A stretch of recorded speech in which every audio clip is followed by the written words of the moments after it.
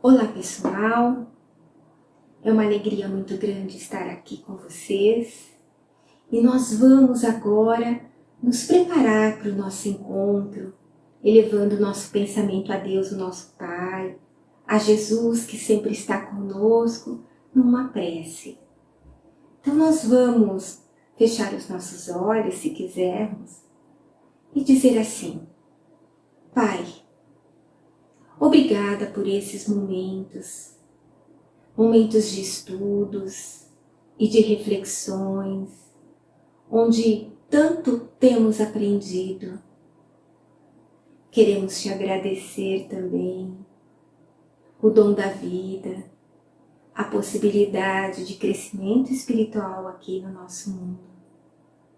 Mas também queremos te pedir que os estudos que estamos fazendo possam ser assimilados por nosso coração, pela nossa mente, e que nos momentos difíceis que viermos a enfrentar, a passar, nós possamos utilizá-los para nos fortalecermos. Por isso te pedimos, fique conosco, nos inspire e nos intua para o trabalho que vamos realizar.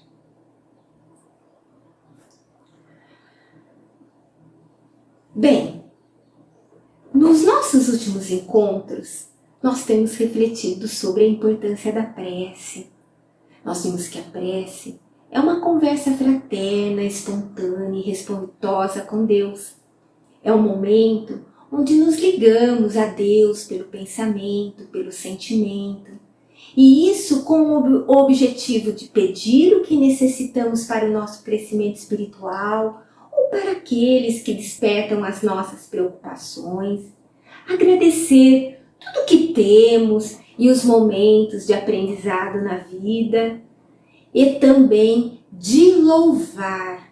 Louvar é o momento em que nós reconhecemos a grandeza de Deus em tudo o que está ao nosso redor. Nós também aprendemos que na prece o que conta é a disposição interior e o nosso pensamento, e não o número de palavras que não tocam o coração, porque a finalidade da prece é levar a nossa alma até Deus. Mas há pessoas que têm dificuldades de realizar essa conversa informal com Deus. Então Allan Kardec, no capítulo 28 do Evangelho segundo o Espiritismo, nos sugere uma coletânea de preces espíritas, para que possamos ter modelos para criar as nossas. Ele nos diz que a principal qualidade da prece é de ter clareza, mas também a prece precisa ser simples e concisa, quer dizer, sucinta, ela não precisa ser grande. A prece, ela precisa ser sem fraseologia, diz Kardec, que são aquelas frases enigmáticas, frases prontas, ou excesso de adjetivação, quer dizer, muitas palavras que colocam ali qualidades, defeitos, estado, emoção, né? Que a prece não precisa nada disso. Ele diz que cada palavra deve ter o seu valor, exprimir uma ideia, tocar uma fibra da alma. Enfim, Kardec diz que a prece deve levar à reflexão. Ele diz que há pessoas que ao orarem não o fazem com sentimentos, parece que apenas os lábios se agitam, e que pela expressão fisionômica e pela própria voz percebe-se que é um ato maquinal, puramente exterior, de que a alma não participa. Então, para nos ensinar a simplicidade da prece, Allan Kardec abre o capítulo desta coletânea com a oração dominical. A oração dominical foi uma oração ensinada por Jesus aos discípulos. O evangelista Lucas, lá no capítulo 11, versículos de 2 a 4, diz que Jesus ele faz isso, né, ensina os discípulos, quando ele estava num certo lugar orando. E ao terminar, um dos seus discípulos pediu-lhe: Senhor, ensina-nos a orar, como João ensinou aos seus discípulos. Esse João que os discípulos estão se referindo é João o Batista, porque alguns discípulos de Jesus haviam sido discípulos de João, e João tinha o hábito de ensiná-los a orar. E aí Mateus, lá no capítulo 6, nos versículos de 9 a 13, que também registra esse momento, diz que Jesus ensina para eles uma oração, dizendo para eles assim: Portanto, orai desta maneira: Pai nosso que estás nos céus, santificado seja o teu nome. Venha a nós o teu reino, seja feita a tua vontade na terra como no céu. O pão nosso de cada dia dá-nos hoje e perdoa as nossas dívidas, assim como perdoamos aos nossos devedores.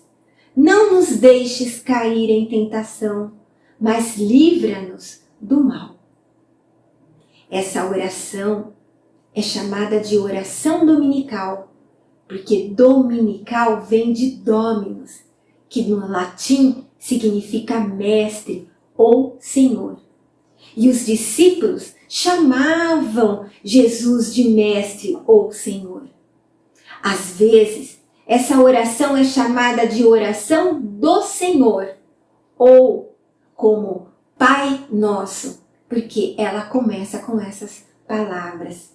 Allan Kardec, ele diz que essa oração é o mais perfeito modelo de concisão. Ela é uma verdadeira obra de sublimidade na sua simplicidade e que ela consegue resumir todos os deveres do homem para com Deus, para consigo mesmo e para com o próximo. Ele diz que essa oração é um ato de adoração e submissão, um pedido das coisas necessárias à vida terrena e o princípio da caridade. Mas Kardec também diz que, em função da sua brevidade, o sentido profundo que algumas das suas palavras encerram escapa à maioria das pessoas. Isso porque algumas pessoas a proferem sem pensar no sentido que cada uma das suas frases tem. Proferem como uma fórmula cuja eficácia acreditam ser proporcional ao número de vezes que for repetida. Mas isso não é verdade, não é assim. Então Allan Kardec vai nos trazer esse estudo para nos explicar cada uma das suas proposições segundo as orientações dos Espíritos. Então vamos ver as orientações que eles nos trazem. A oração começa com a frase: Pai nosso que estás no céu. A primeira palavra que Jesus utiliza é Pai. Ele começa a frase com essa palavra. E Jesus faz isso para nos ajudar a lembrar e a reconhecer a existência do Criador. Ele nos ensina como é que nós devemos nos dirigir a Ele, com confiança, como a um Pai amoroso que olha por todos nós, com previdência e com solicitude para com todas as criaturas, não só para com os seres humanos. Ele diz que o Pai é nosso. Isso a nos lembrar que Deus é Pai de todas as criaturas. A humanidade são os seus filhos, independentes da fé que professam ou da formação intelectual que receberam. E, portanto, é preciso sair do egoísmo e reconhecer em todas as pessoas, independente de consanguinidade, que elas são nossos irmãos, filhos de Deus e também com os mesmos direitos que nós temos. Jesus disse que estás no céu. Então, Jesus está nos ensinando que Deus não é de natureza material. Deus é de natureza espiritual, presente em todo o universo. E que, ao elevarmos o pensamento e nos colocarmos em sintonia com Ele, nós podemos sentir a presença e as emanações divinas em qualquer hora e em qualquer lugar. Jesus diz a segunda frase: santificado seja o teu nome. Allan Kardec diz que o nome de um ser soberanamente grande e sábio como Deus está inscrito em todas as obras da criação, desde a relva humilde e do menor inseto até os astros que movem no espaço, no universo. Por toda parte que nós olhamos, nós temos a prova da sua solicitude para conosco. Que cada um de nós santifique em si e pelo seu proceder o nome do Criador. Na verdade, quando Jesus ele pronuncia essa frase, ele está pronunciando ali um louvor, um reconhecimento por tudo que Deus fez e faz. E é importante dizermos que nós podemos louvar o nome de Deus de várias formas, não apenas através de palavras. E Jesus nos mostrou isso, procurando distribuir, quando ele estava aqui no meio de nós, o equilíbrio, a segurança e a paz para todos. Ele sabia que a forma mais elevada de santificar o nome de Deus é auxiliando o próximo. E Jesus fez isso durante todo o tempo que esteve conosco, para que os outros, vendo, também compreendessem e fizessem o mesmo. Allan Kardec diz assim, olha, cego é o que não o reconhece nas suas obras, orgulhoso aquele que não o glorifica, ingrato o que não lhe rende graça.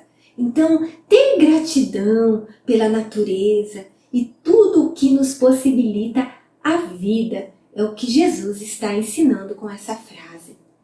Em seguida ele diz, venha a nós o teu reino. Então veja, Deus, com a sua criação, ele estabeleceu o que é espiritual, justo e bom para nós. Quando nós dizemos essa frase, venha a nós o vosso reino, na verdade nós estamos pedindo para que tudo que é espiritual, justo e bom venha para nós. Será que um dia esse reino de justiça e de bondade vai se estabelecer aqui na Terra? Porque seria tão bom, né? E a gente responde, vai sim. Quando a humanidade entender e cumprir as leis de Deus, aí esse reino vai se estabelecer. Allan Kardec diz que se nós conseguíssemos seguir as leis estabelecidas por Deus e que Jesus resumiu em amar a Deus sobre todas as coisas e ao próximo como a si mesmo, nós poderíamos estabelecer essa paz e a justiça. Mas que muitas vezes a humanidade opta por se prejudicar. E como nós verificamos, né, aí muitas vezes, mas que se nós seguíssemos estas orientações, o forte ampararia o fraco e nós teríamos evitado os males que nascem dos abusos e dos excessos de toda espécie. Olha que importante nessas palavras de Kardec. Então, essa frase de Jesus é um pedido que nós fazemos para que a luz necessária do conhecimento chegue até nós, para que nós possamos nos conduzir no caminho da verdade. A próxima frase diz, seja feita a sua vontade, assim na terra como no céu. Quantas vezes nós já dissemos essa frase na oração? Será que nós prestamos a atenção no que nós estamos combinando com Deus? A vontade de Deus, ela está expressa em suas leis, né? Tanto materiais como morais, que são sábias e são bondosas. Elas visam o progresso e o bem-estar dos filhos, né? Dos seus filhos, dos filhos de Deus. Então, quando nós dizemos essa frase, nós estamos dando ciência de que Deus, ele não erra. E então, nós estamos dizendo que apesar do nosso pedido, às vezes ser contrário ao que nós precisamos para o nosso crescimento, nós aceitamos o que ele decidir, porque nós sabemos ser o melhor para nós. Então é um lembrete de Jesus de que nós precisamos estar dispostos a aceitar e cumprir a vontade do nosso Criador. A próxima frase diz: o pão nosso de cada dia dá-nos hoje. Quando nós pronunciamos essa frase, nós estamos pedindo para que Deus não nos deixe faltar aquilo que existe dentro do universo e que é fundamental para a nossa vida. Nós estamos dando ciência a Deus de que nós sabemos que vai ser com o nosso trabalho que nós vamos tirar do universo o que for preciso para nós, para a nossa vida. Então que nós vamos nos esforçar, que nós não vamos nos entregar à acomodação, que nós vamos fazer a nossa parte. Por isso que nós pedimos também que não nos faltem igualmente os meios para trabalhar, como a saúde e a inteligência. E como nem só de pão vive o homem, nós pedimos que Deus nos conceda o sustento espiritual, o conhecimento, a fé, o amor. Então, aqui nessa frase, ele nos lembra que o pão nosso não é somente o café, o almoço e o jantar.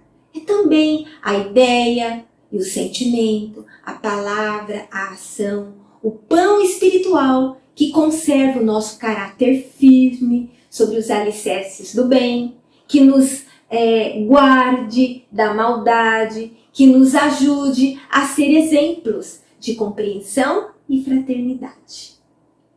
A outra frase é: perdoa as nossas dívidas, assim como perdoamos aos nossos devedores. Quando pronunciamos essas palavras, nós não estamos apenas esperando o benefício do perdão para o nosso coração e para a nossa consciência, mas nós estamos assumindo o compromisso de desculpar os que nos ofenderam. Nós temos a tendência, diz Kardec, de observar com superficial critério os nossos grandes defeitos e de reprovarmos com muito rigor pequenas faltas alheias. Por isso que Jesus nos ensinou a orar recomendando esquecer qualquer mágoa que alguém nos tenha causado.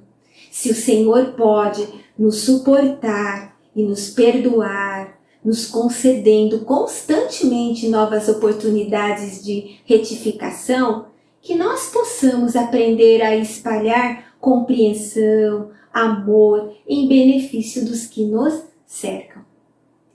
E aí, Jesus diz a seguir na sua oração: não nos deixe cair em tentação, mas livra-nos do mal.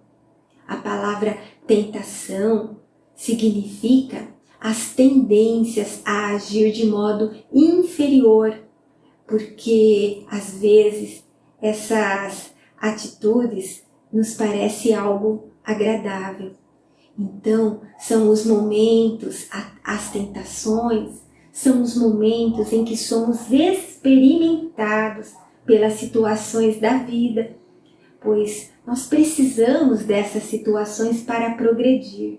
Então, são ali os momentos que exercitamos o livre-arbítrio, as escolhas. Nós já percebemos que as escolhas, elas são mais acertadas quando nós as fazemos pensando mais no bem-estar coletivo e não somente no nosso. Mas como na maioria das vezes nós escolhemos visando apenas o nosso bem, né? Às vezes nós aí nos equivocamos, nem sempre acertamos. Então, quando nós dizemos essas palavras, nós estamos pedindo para que não sejamos expostos a situações perigosas demais ou de influência muito negativa. Que Deus nos dê força para lutar e vencer se for necessário, né? Enfrentar ali situações de influências difíceis. E que pouco a pouco nós possamos ir nos aperfeiçoando, libertando de nossas más tendências. E por fim, vem as palavrinhas, assim seja. Essas palavras expressam a concordância, um consentimento. Elas indicam a aprovação absoluta do que foi pedido e exteriorizado por quem fez a oração. Normalmente, não é quem fez a oração que fala o assim seja, mas sim os que acompanham a prece e concordam com o pedido, com o louvor, com o agradecimento que a pessoa que a proferiu, né? Aquela que proferiu aquela prece, fez. E aqui cabe fazermos duas observações importantes também. Quando nós fazemos a nossa oração espontânea, com as nossas próprias palavras, não há necessidade de dizermos em seguida o Pai Nosso, como se fosse um fecho obrigatório em nossas preces. Não há essa necessidade. E a outra observação é que a oração dominical não é um texto mágico, cuja eficiência está condicionada ao número de vezes que é repetido. Allan Kardec diz assim, olha, a forma não é nada, o pensamento é tudo. Então, se nós já fizermos uma vez essa oração, é suficiente. Deus, né, vai estar ali ouvindo. Então, nós queremos concluir aí, né, o nosso estudo lembrando que a prece nos liga a Deus. E toda vez que for feita com sinceridade, respeito, desprendimento, irá nos trazer o conforto e o bem-estar para o nosso espírito. E que, se não quisermos fazer uma prece com as nossas palavras, nós podemos utilizar aí a prece do Pai Nosso ou oração dominical ensinada por Jesus.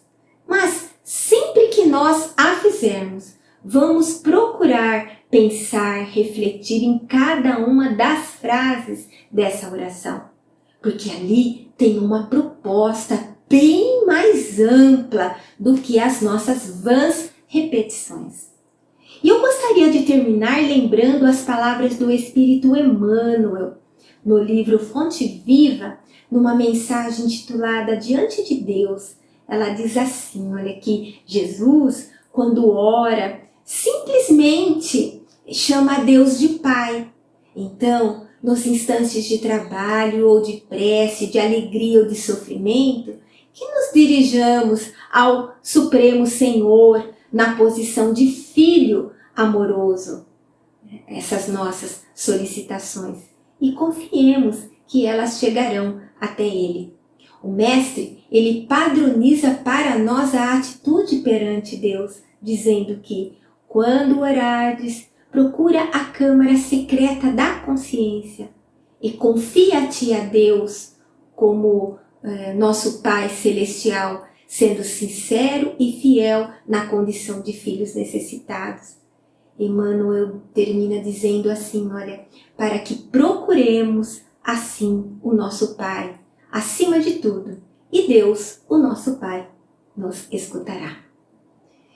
E assim, né, com esse estudo, nos preparando, que nós vamos agora, com essa certeza de que Deus escuta as nossas solicitações, fazer aí a nossa vibração.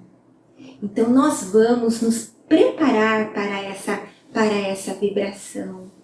Nós vamos dizer para Deus assim, Senhor, ampara o nosso propósito de servir que em teu nome e com o auxílio dos bons espíritos nós possamos ajudar aqueles que estão mais necessitados do que nós.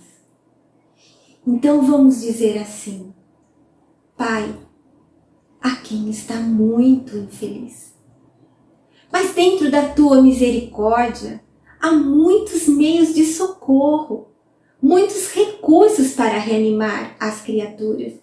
Então, de todo o coração e de toda a alma nós te pedimos, nós te rogamos, abençoa os que sofrem, dá a cada sofredor a suavização de suas dores, um bálsamo para suas tristezas. Vibremos.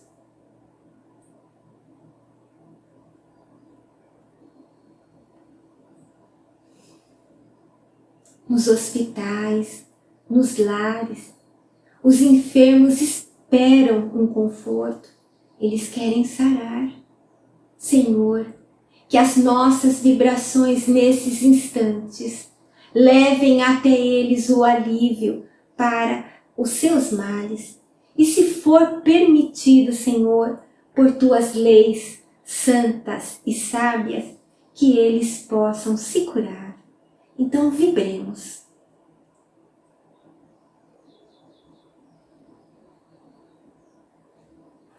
E quanto a nós, Senhor, pedimos perdão pelas nossas falhas.